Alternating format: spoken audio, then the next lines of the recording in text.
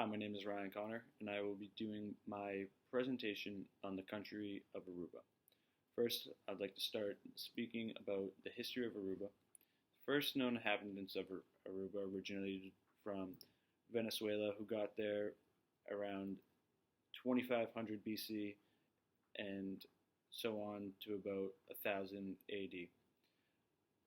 The first natives of the island formed about five different large villages on the islands where they all came together, had to do different things, and took control of the land.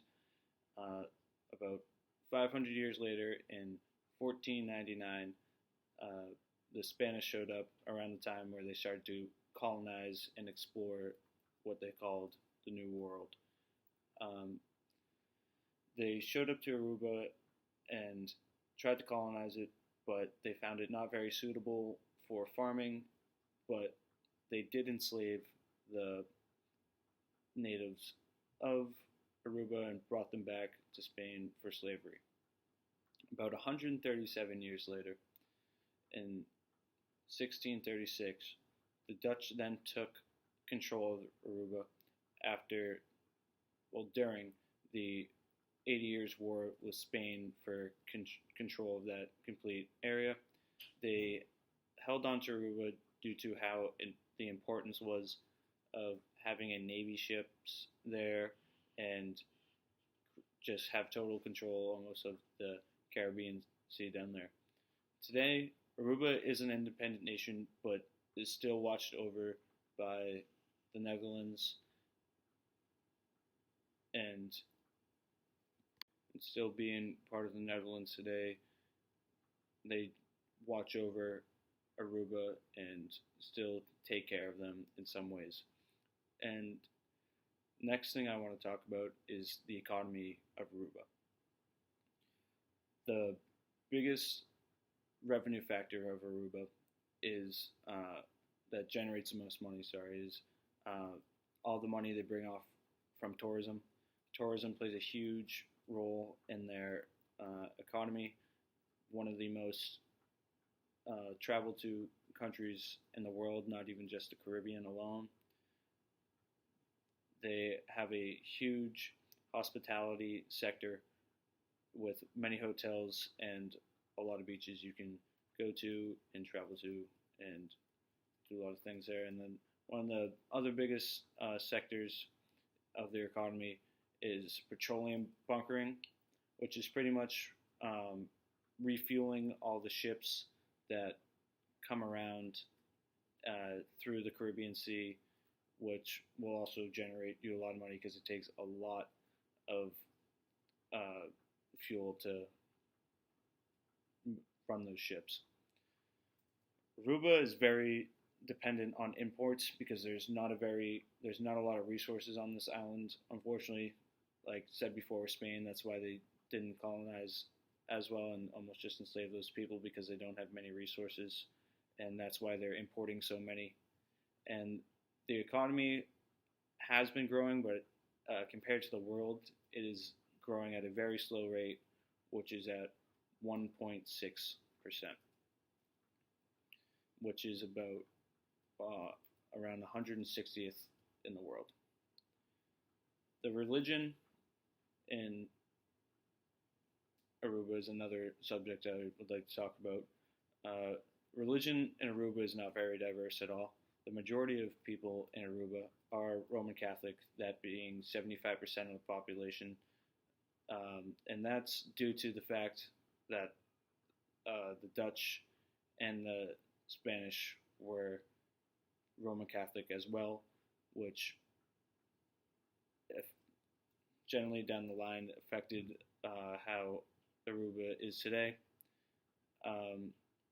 They do have a constitution with the freedom of religion, so you could be any religion what you wanted, but the thing is most of them are still Roman Catholic due to that influence. And only the second highest religion is listed as other, which is at 12%. Moving on to the next topic would be sociology, which is like the culture almost of Aruba. The people of Aruba a lot of them are artists, so there's a huge culture change in art. Uh, Aruba is full of a lot of art galleries. Some of the names of these galleries are Artus, Antina, Neva Gallery, and the Cochetta. It is said that Aruba is emerging as a hub of art in the Caribbean region, because the island itself is just a piece of art, really. Right when you get into the airport, there's big murals full of colorful art, and the Sunrise City in Aruba, it's full of just beautiful street art at every corner, capturing Arubian culture, and on every corner there's also Arubians celebrating their culture by dancing. All the artwork is done by local artists that are on the island, and most of their artwork is depicted off of things of the island. They've almost started a new style of movement of art. It's almost like a welcoming street art that really livens up the mood and has a deep meaning and makes you full of joy in a way. The final topic I want to talk about is politics in Aruba. As mentioned, Aruba is an independent country, but still part of the Netherlands today. They do have a prime minister who is elected by the people, and her name is Evelyn Weaver-Kroes. And then they also have a governor who's actually appointed by the Dutch monarch. They have three systems of government, just like we do here in the United States, but they're a little different.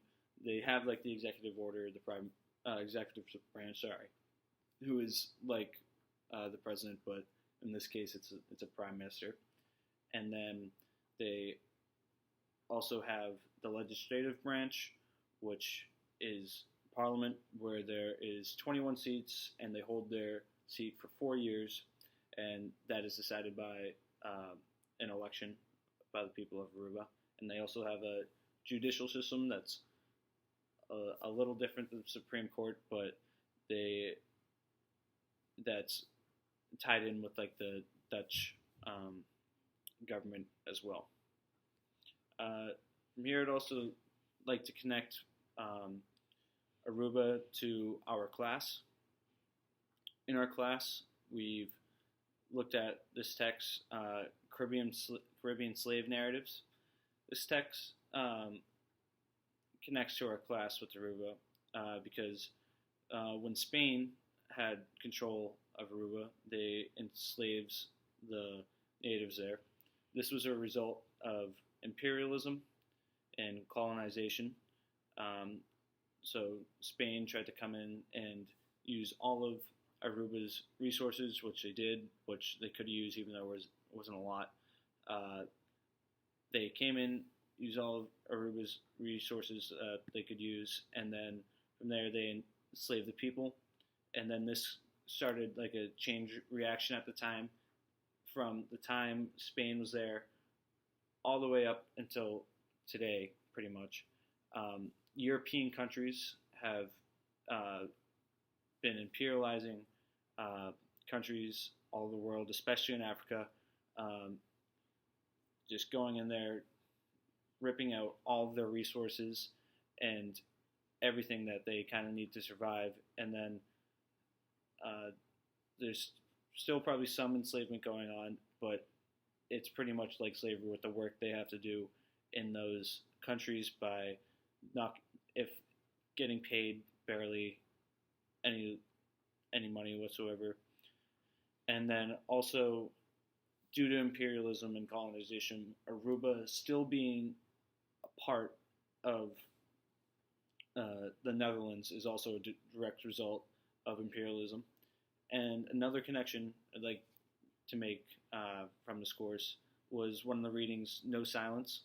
No Silence talks about how there is nothing besides white tourism in the Caribbean countries, which this happens in Aruba. That's pretty much all they have. That's how they make their money, and but they will always need it. But the problem is with this is it's almost like it's not their islands because they're always catering to these white tourists that come in and use their beaches, use their resorts, use their hotels, and almost they don't really care for their culture whatsoever, and but they still go there and just to use their beaches and get away from the cold winters in the United States.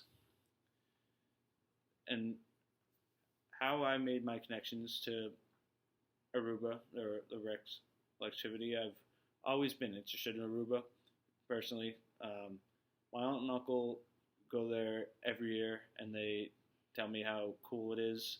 And but they're not like those people who just go there and try to just use their beaches and stuff. They tell me how cool the art is and enjoy walking around and looking at everything. And since then, I've always wanted to go and check it out. And I live in a coastal community with a lot of beaches, so I love the beach and always want to check out new beaches too. And I heard Aruba has plenty of those and awesome beaches. And also, my favorite MLB team is the Boston Red Sox. And actually, my favorite player on the Red Sox right now is Xander Bogaerts, who was born and grew up in Aruba and is now one of the best shortstops in the league. And he's really he's the most successful baseball player to come out of Aruba, which is pretty cool. And learning about all this will definitely help me understand a lot more where people come from, and really look at someone's culture, because I come from a predominantly white town where I don't see many different cultures, and now I will definitely have a deeper understanding for different cultures now and what they mean to me. So that's about it. Thank you for listening about Aruba.